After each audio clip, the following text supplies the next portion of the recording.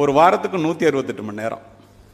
1 மணி நேரத்தை உங்கள் உடலுக்காக நீங்கள் செலவு பண்ணுறவங்களுக்கு பாராட்டுகள். நான் ரொம்ப பிஸியாக இருக்கேன், 1 மணி நேரத்தை செலவு பண்ணால் 7 மணி நேரம் குறையும், 163 மணி நேரம், 1 மணி நேரம் உங்களுக்கு சாஸ்வதம். அது மட்டும் இல்லை, நம்ம அதை செய்யலைன்னா, நான் ரொம்ப பிஸியாக இருக்கேன் பிஸ்னஸில், இல்லை என் வேலையில் ரொம்ப பிஸியாக இருக்கேன்னா, சென்னையிலேருந்து நாமக்கலுக்கு இந்த கூட்டத்தை அட்டன் பண்ணுறதுக்காக நான் ரொம்ப அவசரமாக போகிறேன், இல்லை வேறு அவசரமாக போகிறேன், பெட்ரோல் போடுறதுக்கு நேரம் இல்லை அப்படின்னா எப்படி நம்முடைய பயணம் பாதியிலேயே தடைப்பட்டு விடுமோ, நிறைய அறிவாளிகளுடைய பயணம் உடல்நல கோளாறினால் பாதியிலேயே தடைப்பட்டு போகுது. நீ பாருங்க, பெரும்பாலும் கோவிட் நேரத்தில் உள்ளே போன மிகப்பெரிய மனிதர்கள்லாம் உடல்நலத்தை பார்த்துக்கிட்டவங்கலாம் 90% திரும்பி வந்துட்டாங்க, பார்த்துக்காதவங்க எல்லாருமே போயிட்டாங்க. இந்த நேரத்தில் இதை நான் சொல்லுவதற்கு காரணம் உண்டு.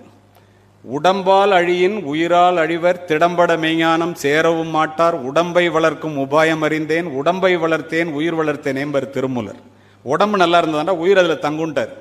உள்ளம் திருக்கோயில் ஊனுடம்பு ஆலயம்னு சொல்லிட்டு போயிட்டார். அரும்பு கோணிடில் மலராகும், கரும்பு கோணிடில் கட்டியும் பாகுமாம், இரும்பு கோணிடில் யானையை வெல்லலாம், நரம்பு கோணிடில் நாம் அதற்கு ஏன் செய்வோம். நீங்கள் நினச்சி பாருங்கள், அரும்பு கோணலாக இருந்தால் மலர் குன்றாது, மனம் குன்றாதான். கரும்பு கோணலாக இருந்தால் வெள்ளம் வந்துடுமா, அதிலிருந்து வெள்ளம் எடுத்துடலாமா. இரும்பு கோணலாக இருந்தால் அதை அங்குசமாக்கி யானையை வெல்லலாமா. நரம்பு கோணி போச்சுன்னா என்னடா பண்ணுவேன். விசையொரு பந்தினை போல் நான் வேண்டியபடி செல்லும் உடல் கேட்டேன். யார் சொல்கிறா? பாரதி. அவருக்கு அது கொடுத்து வைக்கல, இல்லைன்னா எத்தனை ஆண்டுகள் இருக்க வேண்டிய ஒரு மாமனிதன் பாருங்க, உணர்ந்து சொல்றார். மனோன்மணியம் சுந்தரனார் 100 ஆண்டுகளுக்கு முன்னால, உடலில் உறுதி உடையவரே உலகில் இன்பம் உடையவராம், இடமும் பொருளும் நோயாளிக்கு இனிய வாழ்வு தந்திடுமோ, சுத்தமுள்ள இடமெல்லாம் சுகமும் உண்டு, நீ அதனை நித்தம் நித்தம் பேணுவையில் நீண்ட ஆயுள் பெறுவாயே, காலை மாலை உலாவி தினம் காற்று வாங்கி வருவோரின் காலை தொட்டு கும்பிட்டு காலன் ஓடி போவானே. யமன் வந்து காலை தொட்டு கும்பிட்டு, காலையில் சாயந்தரம் நடக்கிறவங்க காலை தொட்டு கும்பிட்டு ஓடுறோம். யோசித்து பாருங்க. அருமை உடலில் நாமெல்லாம் அறியும் வகையில் அறிவோமே, வருமுன் நோயை காப்போமே, வையம் புகழ வாழுமே. பெரிய பாட்டு, நேரம் கருதி கொஞ்சமாக சொல்லியிருக்கேன். இதை ஏன் சொல்கிறேன்னா, தயவு செய்து மனதையும் உடலையும் சேர்த்து ஒன்னோட ஒன்று இன்டர்லிங்க்டுன்னு சொல்லி அதை சேர்த்து பராமரிப்பவர்கள் மட்டுமே தன்னுடைய திறமையும் ஞானமும் வளரும் போது அந்த பதவிகளை பெற்று அதை நிர்வகிப்பதற்கு ஏற்ற உடலும் மனமும் அறிவும் உடையவர்களாக இருக்கின்றார்கள். 40-50 கடந்தவர்கள் தயவு செய்து இதை ஞானமாக கடைபிடிக்க வேண்டும் என்பதற்காக இந்த பதிவினை சொல்லுகின்றேன். சரி, எல்லாரும் தேடி ஓடுறது பணம். நம்ம it is not bad to be rich, but it is only unfair only to become ரிச்மா. ஏன் அப்படி சொல்றேன்னா, வாழ்க்கைக்கு பணம் தேவை. பொருள் இல்லாருக்கு இவ்வுலகம் இல்லை, அருள் இல்லாருக்கு அவ்வுலகம் இல்லாகி அங்கு. வள்ளுவர் சொல்லிட்டு போயிட்டாரு. அண்ணன் என்னடா தம்பி என்னடா அதிசயமான உலகத்திலே. அதுக்கு மேலே உங்களுக்கு தெரியும். இதை ஏன் இந்த இடத்துல பதிவு செய்கிறேன்னா, காசு வேணும், ஆனால் எவ்வளவு வேணும். ராபின் சர்மா சொல்றாரு, இந்தியா அமைதியையும் மகிழ்ச்சியையும் இழந்த கோடீஸ்வரர்களால் நிரம்பிக் கொண்டிருக்கிறது. ஒரு மனிதன் வாழ்க்கையில் என்ன அவனுக்கு அவசியம் அப்படின்னா மகிழ்ச்சியாம். இது ஆய்வு, நான் சொல்றதெல்லாம் நானே சொல்லலை. அந்த மகிழ்ச்சி அவனுக்கு எப்படிடா கிடைக்குது அப்படின்னு சொன்னால், 100% மகிழ்ச்சின்னு வச்சுங்களேன். விரும்புகிறவர்களோட இருக்கும்போது 40% மகிழ்ச்சி கிடைக்குதான். இப்போ உங்களோட எல்லாரோடையும் சேர்ந்து இருக்கிறது, குடும்பத்தோடு இருக்கிறது, பிள்ளைகளோடு இருக்கிறது, அறிவார்ந்தவர்களோடு இருக்கிறது, அவன் விரும்புகிறவங்களோட இருக்கிறது மகிழ்ச்சி 40%.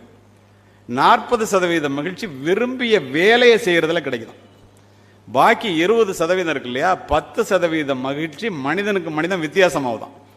ஆனால் 10% மகிழ்ச்சி தான் பணத்தால் கிடைக்குதான். எல்லா மனிதர்களும் இந்த 10% மகிழ்ச்சிக்காக 90% மகிழ்ச்சியை இழந்து நிற்கிறார்கள்.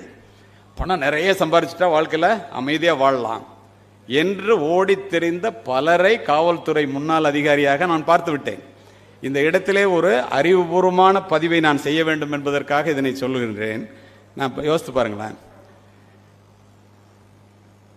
ஒவ்வொருத்தரும் சிந்திக்க வேண்டியது, ஆசையிலே சில நாள், பெரும் அவஸ்தையிலே பல நாள், வாழ்வதுவோ சில நாள், இதில் வாடுவதேன் பல நாள். கண்ணதாசன் வந்து அர்த்தமுள்ள இந்து மதத்தில் அற்புதமாக சொல்லுவார். 6 ரூபாய் சம்பளத்துக்கு நான் வேலை பார்த்துக்கிட்டு இருந்தேன் மளிகை கடையில். 100 ரூபாய் சம்பளம் கிடச்சிச்சுன்னா எவ்வளோ பெரிய ஆளாயிரலான்ட்டு கையில் பெட்டியோட கண்ணகி சிலைக்கு கீழே போய் படுத்திருந்தேன் சென்னையில். காவல்துறை அதிகாரி வந்து விரட்டான். அவர் சொல்கிறது, பாட்டு எழுத ஆரம்பித்தேன், 100 ரூபா கொடுத்தான். எனக்கு ஒரே ஆச்சரியம். அடுத்தடுத்து எழுத ஆரம்பித்தோன்னா 1000 ரூபா கொடுத்தான். நம்ம லட்சாதிபதி ஆயிரணும்னு இந்த மனசு சொன்னிச்சு. லட்சங்கள் கொடுக்க ஆரம்பித்தான் பாட்டு எழுதுறதுக்கு. மனசு சொன்னிச்சு கோடீஸ்வரன் ஆகணும்னு. கோடிகள் குவிந்த பின்னும் இந்த மனம் ஆறுதல் அடைகிறதா என்றால் இல்லை, நோட்டடிக்கிற உரிமையையே கேட்கிறது. ஒரு அனுபவித்து சொன்ன ஒரு மனிதனுடைய வார்த்தை.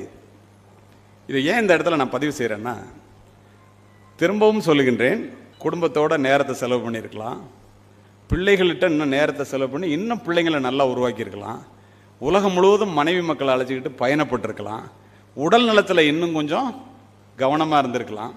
ஓடி ஓடி உழைத்து செல்வத்தை தேடுவதற்காக ஓய்ந்து உட்கார்ந்த பிறகுதான் தெரிகிறது வாழ்வினுடைய முதன்மையான செல்வமே உடல் நலம்தான் என்று. உடற்பயிற்சிக்கு நேரம் செலவு செய்யாதவர்கள், மைதானத்திலே நேரம் செய்து செலவு செய்யாதவர்கள், மருத்துவமனையிலே நேரம் செலவு செய்துதான் ஆக வேண்டும்.